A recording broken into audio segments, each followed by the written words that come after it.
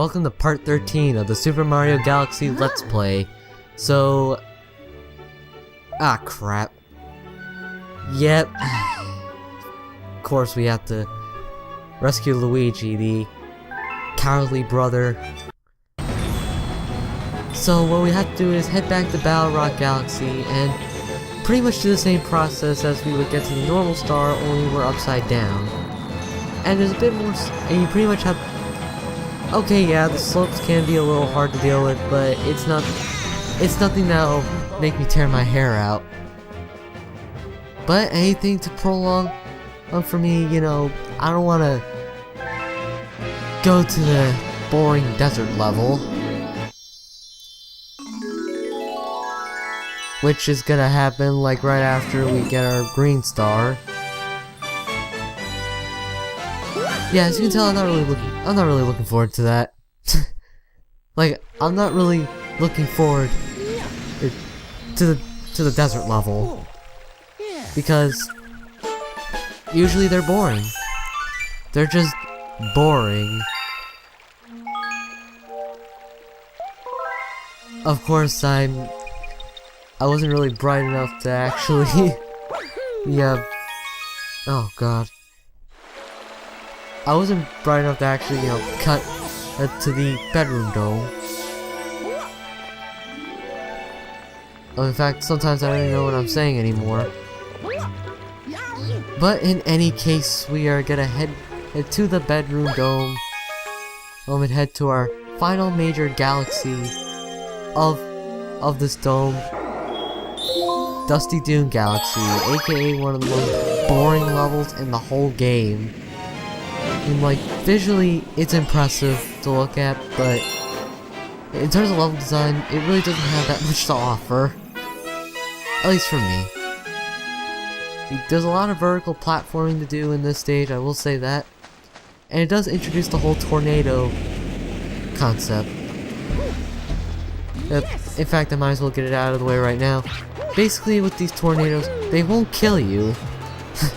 like, you won't get hurt, or they won't kill you. Basically, what you need to do is jump into the tornado, but then Mario will suddenly turn into a helicopter. Why? Logic. Like, cartoon logic. Like, that exists in Mario games.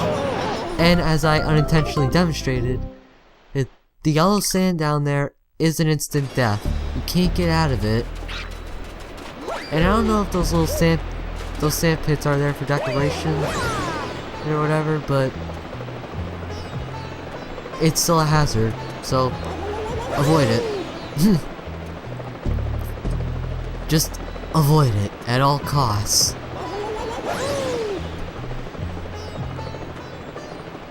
Whenever Mario is in that little helicopter, I can't help to think it looks like one of those McDonald's Happy Meal toys. Like, you know, the little propeller, or Mario, like those little propellers, helicopter Happy Meal toys that you would get when you were a kid, and usually have a rounded base. That's what I think. A rubber rounded base. That's what I usually think whenever I see Mario in that way. Okay, and now here's the part where it's actually worth something. And well, the music certainly goes up, and the music certainly, he says so. Oh, here we're gonna have a lot of sand, and it's gonna push us downwards. You obviously don't want to fall into the sand unless you want to make a shortcut. And here's me making a dumb move. Crunch. Okay, let's try this again. Thankfully, there is a little shortcut I can pull off here. Just ground pound on those bricks, duck, do the duck walk, and then, well, you have a shortcut. Don't want to jump the gun this time. In fact, I'm gonna go up here. And here you get an extra life. Yay. Hey, let's see if I can, and my momentum got completely gimped. So let's continue on with the level. why isn't that thump activating those switches? Because I asked that question for Sonic Adventure 1, and I'm not gonna ask that question here. Cartoon logic, or video game logic. It's not gonna do the work for you. The gameplay is what's most important. If it's too automated, it's not gonna be fun. It's just not gonna be fun. And I don't know how these little rotating platforms have their own specific gravity. But in any case, fire flower time. Let's utterly decimate every plant in our way. And we're moving. Gotta go moderately comfortable. Long jump down here, and we're being chased by a giant boulder, which, yeah, it's easy to run away from. Wow, my commentary is really, it's becoming rather tasteless. I should have waited a bit more. But I don't want to procrastinate much longer. Okay, now here we have pretty much a vertical climb, in which, isn't really all that interesting when you're talking about it. You pretty much do some backflips. Parkour. Here's something interesting. Basically, we have to use those two tornadoes to propel ourselves up to the question mark point, where it activates 2 jump stars, and we can use it to get up to the upper level, where we can then propel ourselves to another question mark coin, activating a star betrayal, and we can wall jump our way up. Now this glass panel is here for a reason, because similar to Sunshine in 64, when you're wall jumping, you're going off at an angle. Like, really, you're going off at an angle. And the best tip I can give is that, hey, don't get scared. They're like, slide down, not near the edge, but not so much to the point where you fall off, but to the point where you just have enough space to get to the next area. Yeah, because I know I had some trouble with that section. But in any case, that's our first star. Not too difficult, not too difficult. Oh god, school. Well, it really drains you, especially on a Monday. I hope no one disturbs me. Then finally, our hungry Luma appears. Of course, we're not gonna get to that until next part, on part 14. But now let's head to our second star in the game. Man. Blasting through the sand. Yay. You see, this all is so boring, and even I'm getting bored. Like, oh, man. And yes, I do like the music that plays here, though. Though it really fits the whole desert vibe, like Egyptian sort of thing. Bam! I love that. I love doing that. Now here, what you can do is jump up on the top here, instead of just using your spin attack on all 4 body parts. And I kind of failed there. You see, the reason why I couldn't really do that was because when you do a spin attack,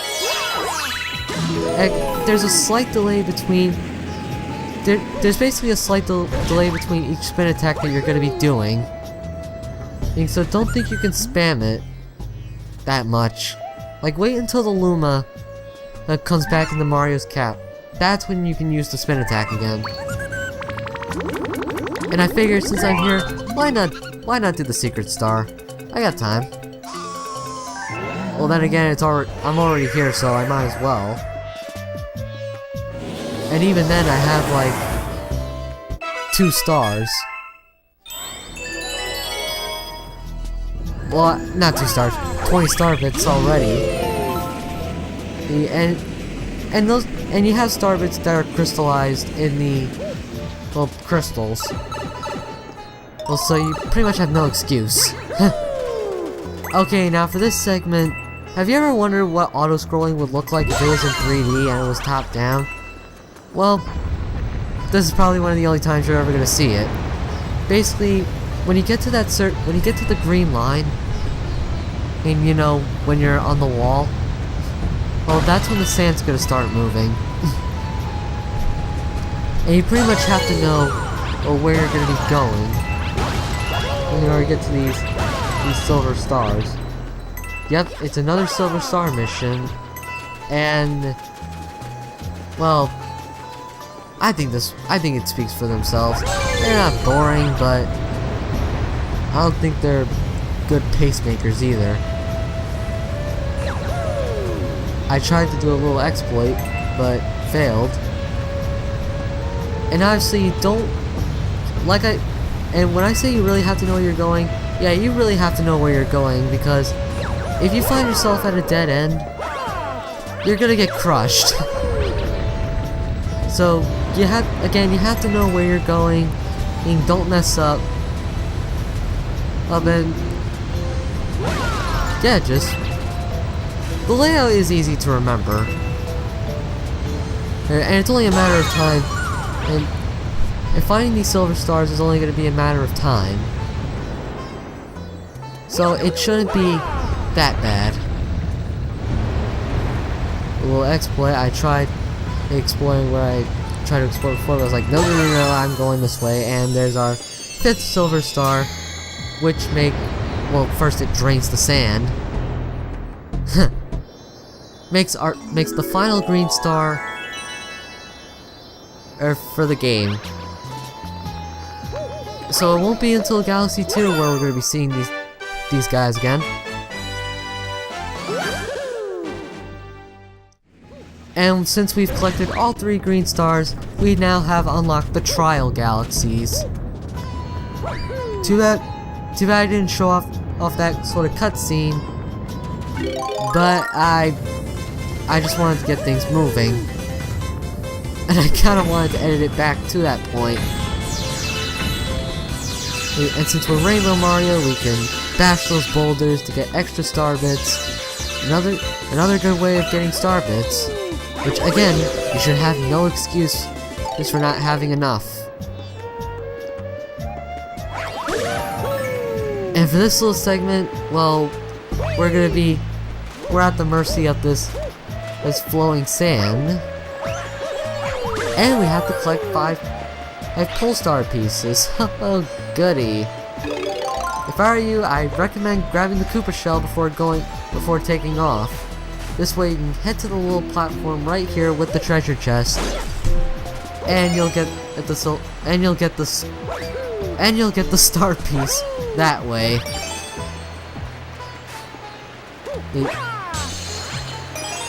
And yeah, you pretty much have to know where you're going. And like I previously mentioned before. Did I miss? Okay, good, I didn't miss it. Now we can use our pull star path, and with the power of inertia, we are on our very next planet. Progression. Progression. Everyone loves progression. I know I certainly do. On the other path, there is a warp pipe which leads you to a bonus room, but it's faster just to take the launch star that way. It's just faster to take the launch star. Basic common sense. And that's what matters. Don't worry about these tornadoes, they won't hurt you unless if they have unless if they have debris, you're not gonna get hurt. They pretty much function just like the other tornadoes, only I don't think you'll be able to fly up as high. And they, if for some reason they have eyeballs.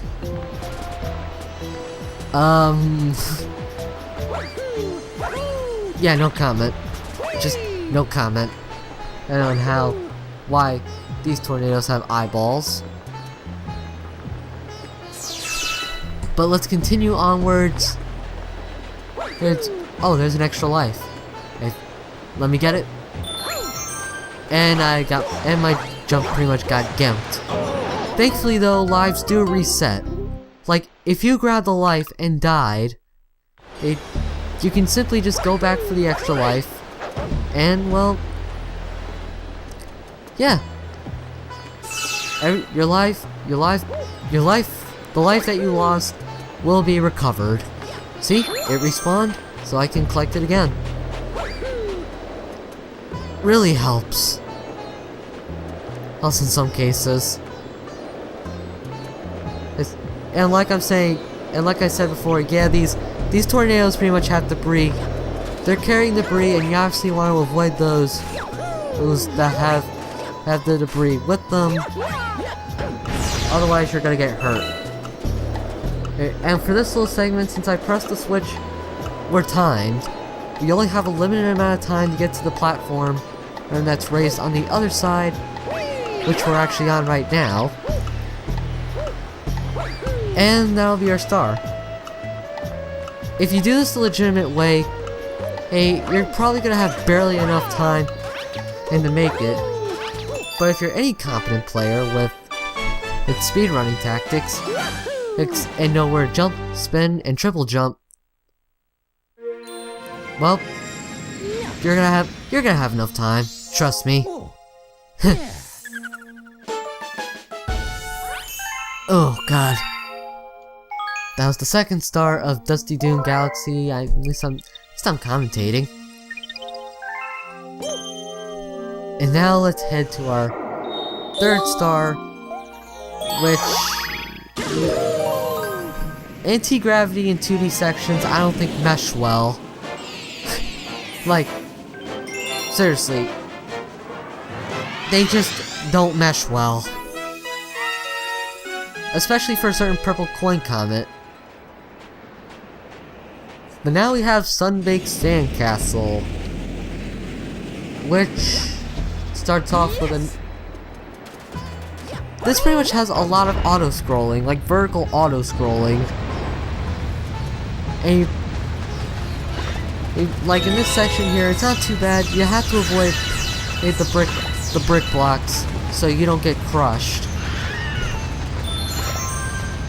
And there's a lot of goodies coming your way, like an extra life mushroom or a six life mushroom, and 6 life mushroom. That doesn't sound right. And for this little section, and we have to hit switches to make the tower rise, and so you can grab the star pieces from there. I recommend grabbing Koopa Shell because, well, you're gonna need it. If for one of them. Similar to the star before. In fact, I'm actually going for this one right now. Best advice here, if you're gonna do this, is turn the camera around. Like, face it towards that platform right there. Here, this way you'll it'll be easier for you to judge where you're gonna shoot it. And that's it. Of course we have 3 more star pieces to collect. Like this one covered in the dry bones. Dry bones making their debut game in Super Mario Bros. 3. You can knock them down all you want, but they'll stay alive. Like, they're still dead. You can't kill the undead. It's impossible. And they're not zombies. No, they're skeletons. It's the cliche horror skeleton. And that's seen in any Halloween themed level. And just like before, Or we have to use the coconut to... you have to use the coconut to hit the spike platform. And why... I didn't think I'd say that in a sentence. Use the launch star. And... oh, God. I am running out of commentary. I know I keep saying that, but...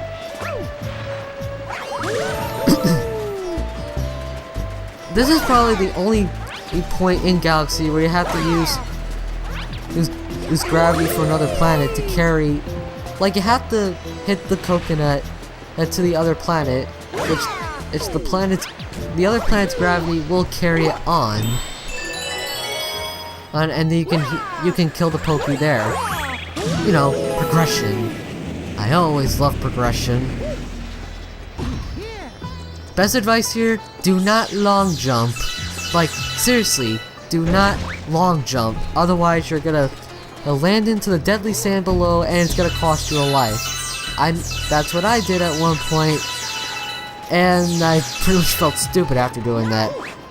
Now this is the part where I mentioned and that anti-gravity and 2D sections just don't mesh well.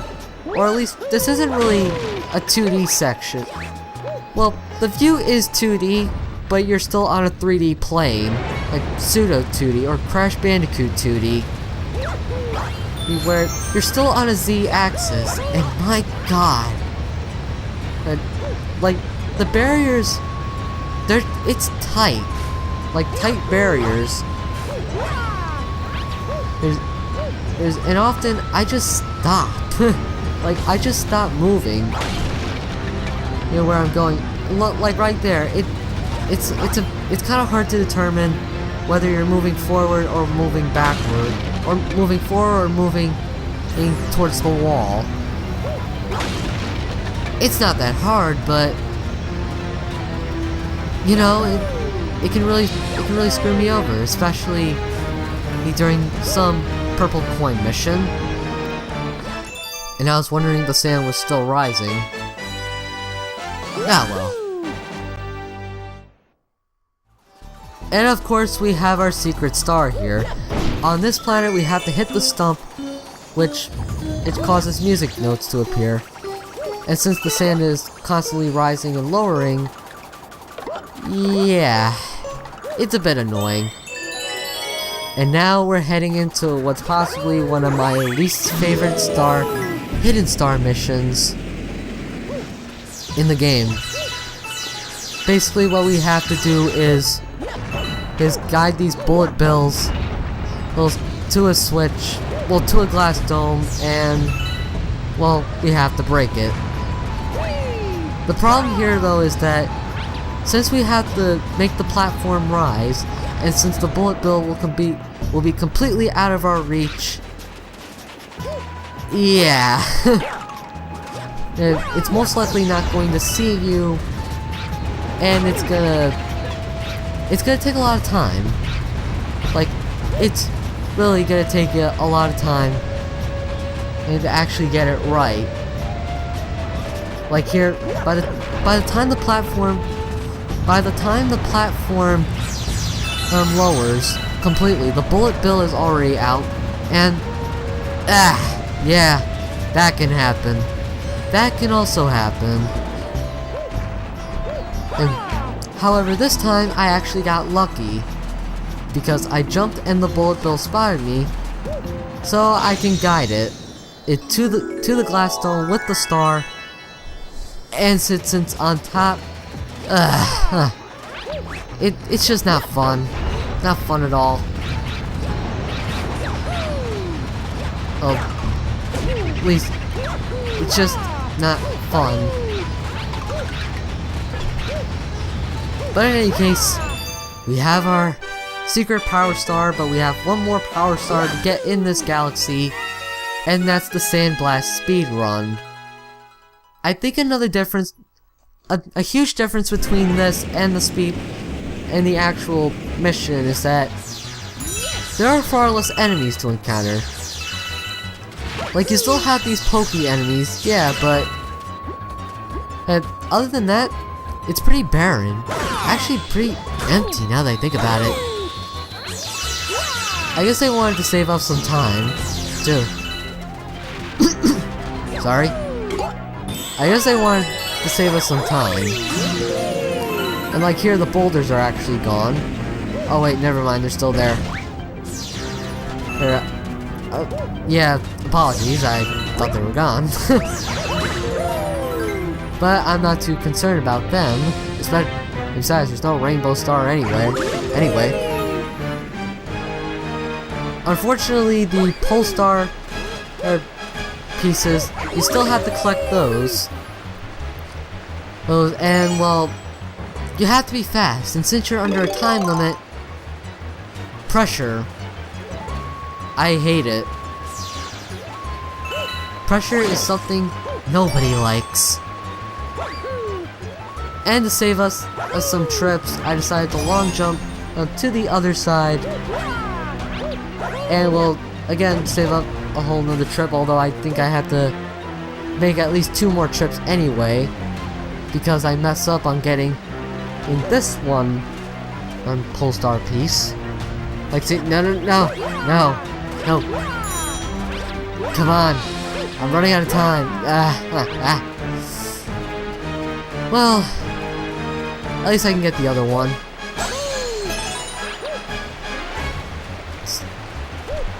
So we can get to the other pole star piece. No. Yeah, apologies for the background noise. The smoke alarm was going off. That is completely out of my hands. I can't do anything about it. Well, at least I don't think you guys could. I don't know if you guys can hear it because I'm gonna be editing this audio track anyway. Thank you, Audacity.